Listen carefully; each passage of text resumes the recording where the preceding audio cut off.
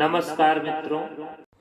नैमिषारण्य एक तपोस्थली है जिसका जिक्र श्री सत्यनारायण व्रत कथा में हमेशा सुनने को मिलता है।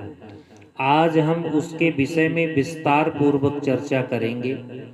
श्री सत्यनारायण व्रत कथा में लिखा है, एकदा नैमिषारण्ये ऋषयः शौनकादयः पप्रक्षरमुनियाः सर्वे सूतं पौराणिक खलु।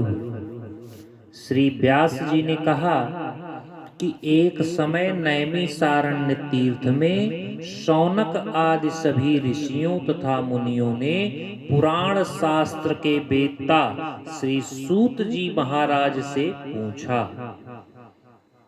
तो यह श्री सत्यनारायण व्रत कथा में प्रथम अध्याय में है। चलिए इसके विषय में विस्तार पूर्वक चर्चा करेंगे। नैमिषारण्य बहुत ही पवित्र धार्मिक स्थल है जो गोमती नदी के किनारे स्थित है। उत्तर प्रदेश के सीतापुर जिले में लखनऊ से लगभग 90 किलोमीटर दूर स्थित है।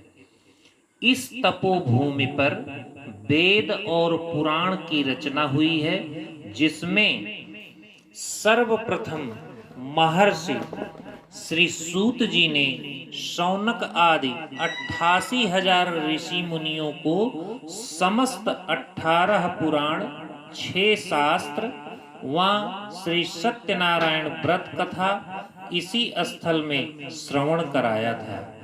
4 धाम यात्रा करने के पश्चात जब तक यहाँ दर्शन और स्नान नहीं करते हैं तब तक आपकी 4 धाम यात्रा पूरी नहीं होती। यह स्नान ब्रह्मा, विष्णु, महेश के साथ साथ माता रानी को समर्पित है। यहाँ पर स्थापित चक्र में स्नान करने का विशेष महत्व बताया गया है। यहाँ के स्नान मात्र से बहुत से शारीरिक विकार दूर हो जाते हैं। इस पवित्र स्थान को नीमसार और नैमिष के नाम से जाना जाता है। यहाँ पर ललिता देवी माता मंदिर है। शास्त्रों और पुराणों के अनुसार राक्षसों के आतंक से परेशान होकर सभी देवता और ऋषि मुनि महादेव जी के साथ में ब्रह्मा जी के पास पहुँचे और ब्रह्मा जी को बताया। तब ब्रह्मा जी ने पृथ्वी पर चक्र फेंका और निर्देशित किया, जहां पर यह चक्र गिरेगा वहीं आपकी तपोभूमि होगी। ब्रह्मा जी के चक्र ने पृथ्वी पर एक छेद किया, उसी से यहाँ पर पानी का विशाल स्रोत उत्पन्न हुआ है और भक्तगण इसी चक्र की परिक्रमा करते हुए स्नान करते हैं। कुछ दूसरे शास्त्रों के अनुसार देवताओं की सहायता करने के लिए विष्णु जी ने ऋषि दधीची को खोजने के लिए अपने सुदर्शन चक्र को पृथ्वी पर फेंका था। चक्र की नैमी अर्थात चक्र की धुरी यहीं पर गिरी थी और इसी कारण से इस स्थान का नाम नैमिषारण्य पड़ गया। यहाँ सबसे प्रमुख मंदिर भूतनाथ मंदिर है। यह भूतनाथ मंदिर महादेव जी को समर्पित है। पुराणों के अनुसार माता ललिता मंदिर में दर्शन करने जो चक्र से 300 मीटर की दूरी पर स्थित है। पुराणों के अनुसार माता सती का हृदय यहीं पर गिरा था। यह अलौकिक स्थान 51 शक्ति पीठों में से एक है।